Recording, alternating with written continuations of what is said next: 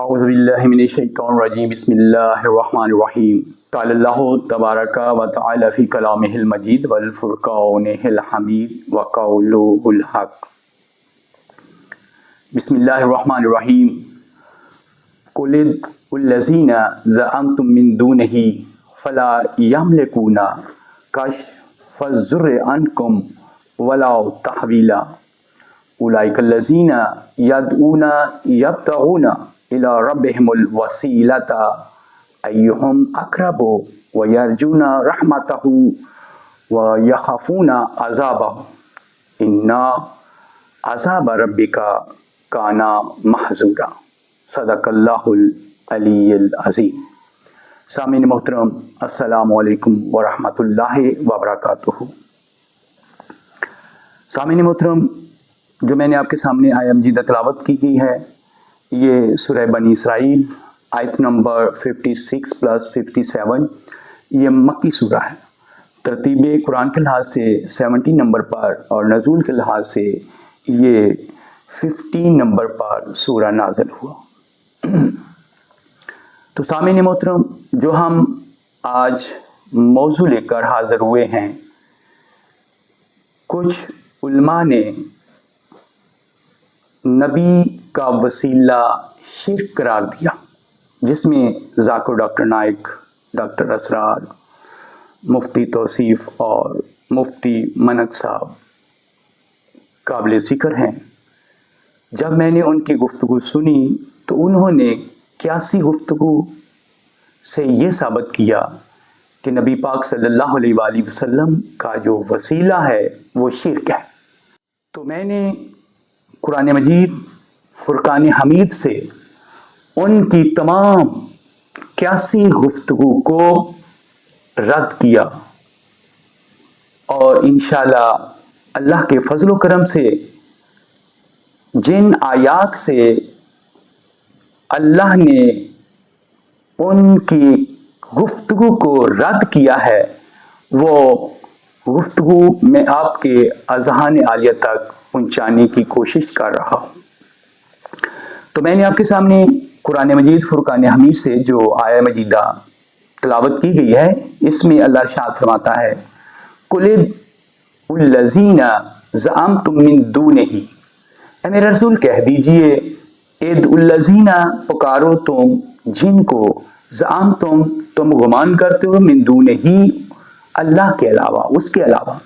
اے میرے رسول ان سے کہہ دیجئے کہ اللہ کے علاوہ تم جس کو پکارتے ہو، جو گمان کرتے ہو، فلا یملکون، پس وہ اختیار نہیں رکھتے، کاشف الضر عنکم ولا تحویلا، نہ وہ تکلیف تم سے دور کر سکتے ہیں اور نہ ہی تکلیف کو بدل سکتے ہیں۔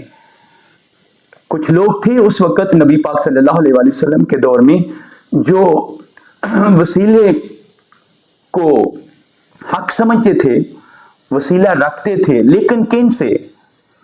اولئک الذین یدعون یبتغون، اولئک الذین، وہ لوگ جنہیں یدعون وہ پکارتے تھے، یبتغون ڈھونڈتے تھے، الی ربہم الوسیلۃ، جن کو وہ لوگ پکارتے تھے تو یبتغون وہ خود ڈھونڈتے تھے، الی ربہم اپنے رب کی طرف، وسیلہ، یعنی جن کو وہ وسیلہ بنا کر بیٹھے ہوئے تھے، حقیقت میں جن کو انہوں نے وسیلہ بنایا تھا وہ خود بھی آگے وسیلہ کے متلاشی تھے۔ ایہم اقرب، ایہم ان میں سے کون ہے جو قریب ہے، اللہ کے قریب ہے، وَيَرْجُونَ رَحْمَتَهُ، اور وہ امید رکھتے تھے اس کی رحمت کی، اور وہ اللہ کی رحمت کی امید رکھتے تھے، وَيَخَافُونَ عَذَابَهُ، اور وہ اللہ کے عذاب سے ڈرتے تھے، ان عذاب ربک کان محذورا، بے شک اے رسول تیرے رب کا عذاب ڈر کی بات ہے، بہت بڑے ڈر کی بات ہے، اللہ کا جو عذاب ہے وہ بہت بڑا ہے۔ تو سامعین محترم، اس آیت میں بھی اللہ نے ان لوگوں کو سامنے کیا ہے جو وسیلہ کے متلاشی تھے، لیکن وہ جن کو وسیلہ مانتے تھے وہ خود وسیلہ کے متلاشی تھے، لہذا اس لیے اس آیت میں یہ معلوم ہوا کہ سابقہ لوگ بھی وسیلہ کے قائل تھے۔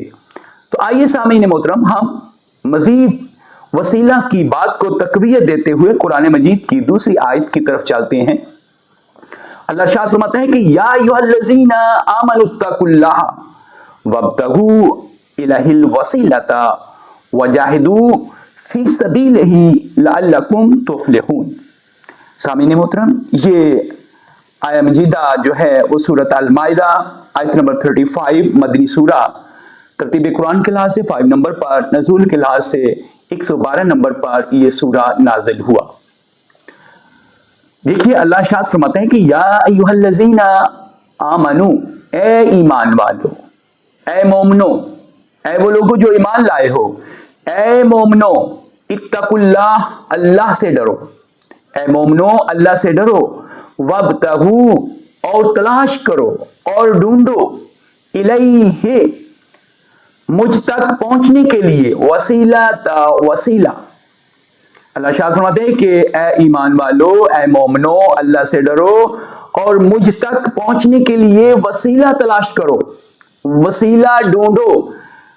اس آیت سے معلوم ہوا کہ وسیلہ کے بغیر انسان اللہ تک نہیں پہنچ سکتا۔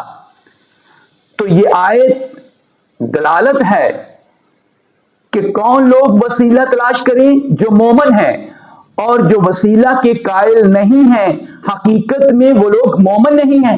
تو اللہ مومنین سے ارشاد فرماتا ہے کہ آپ اللہ سے ڈریں اور مجھ تک پہنچنے کے لیے وسیلہ تلاش کریں، وجاہدوا فی سبیلہ لعلکم تفلحون، اور جہاد کرو اور کوشش کرو اللہ کے راستے میں تاکہ تم فلاح پا جاؤ۔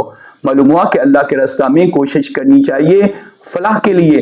تو سامعین محترم سب سے پہلے اللہ نے یہ بات باور کروا دی ہے کہ مجھ تک پہنچنے کے لیے وسیلہ جو ہے وہ واجب ہے، وہ فرض ہے۔ وسیلہ کے بغیر انسان اللہ تک نہیں پہنچ سکتا، اس کو معلوم ہی نہیں ہو سکتا کہ اللہ کون ہے، کیا ہے۔ تو یہی بات ہے کہ اب سوال پیدا یہ ہوگا کہ وسیلہ کیسا ہونا چاہیے؟ وسیلہ کیسا ہونا چاہیے؟ وہ اللہ ارشاد فرماتا ہے کہ کیسا ہونا چاہیے؟ وَمَن یُطِعِ اللَّهَ وَرَسُولَهُ، وَمَن یُطِعِ اللَّهَ، اور جس نے اطاعت کی اللہ کی، وَالرَّسُولَ، اور رسول کی، اللہ کے ساتھ رسول کی اطاعت کا حکم، اور جو اللہ اور اس کے رسول کی اطاعت کرتا ہے، جو اللہ اور اس کے رسول کی اطاعت کرے گا، معلوم ہوا اللہ اور اس کے رسول کی اطاعت جو ہے یہ واجب ہے، یہ لازم و ملزوم ہے۔ تو اس بات کی تقویت کے لیے اللہ نے مزید دوسرے مقام پر ارشاد فرما دیا، من یطع الرسول فقد اطاع اللہ ومن تولی فما ارسلناک علیہم حفیظا۔ اللہ نے سورہ نساء آیت نمبر 80 مدنی سورہ میں ارشاد فرما دیا، من یطع الرسول، جس نے اطاعت کی رسول کی، فقد اطاع اللہ، پس یقیناً اس نے اللہ کی اطاعت کی۔ سامعین محترم کتنا خوبصورت اللہ نے یہ ہمیں جملہ دے دیا، یہ آیت دے دی کہ پہلے ارشاد فرما دیا کہ جو اللہ کی اطاعت کرے اور اس کے رسول کی اطاعت کرے، یعنی پہلے اللہ کی اطاعت پھر رسول کی اطاعت۔ اب یہاں ارشاد فرما دیا جس نے رسول کی اطاعت کی پس حقیقت میں اس نے اللہ کی اطاعت کی۔ اب معلوم ہوا اللہ اور رسول لازم و ملزوم ہیں۔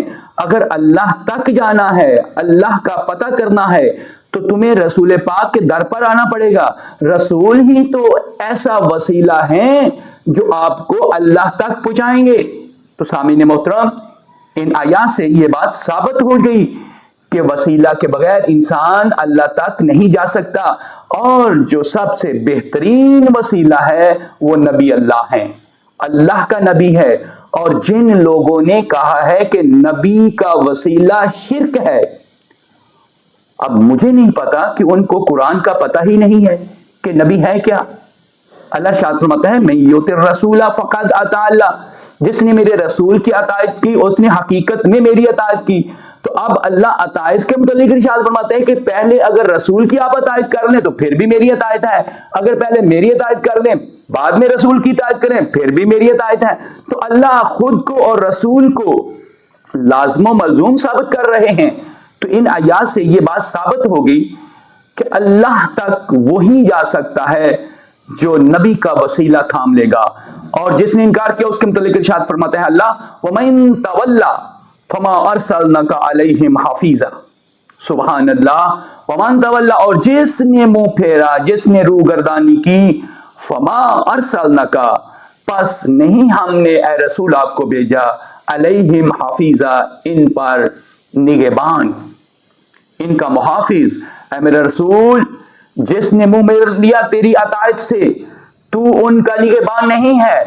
اب معلوم ہوا جو اللہ کے رسول کی اطاعت سے منہ موڑے گا، جو اللہ کے پاس جانے کے لیے رسول کے وسیلے کو ریجیکٹ کرے گا، تو اللہ ارشاد فرماتا ہے میرا رسول تو ان کے لیے نگہبان نہیں ہے۔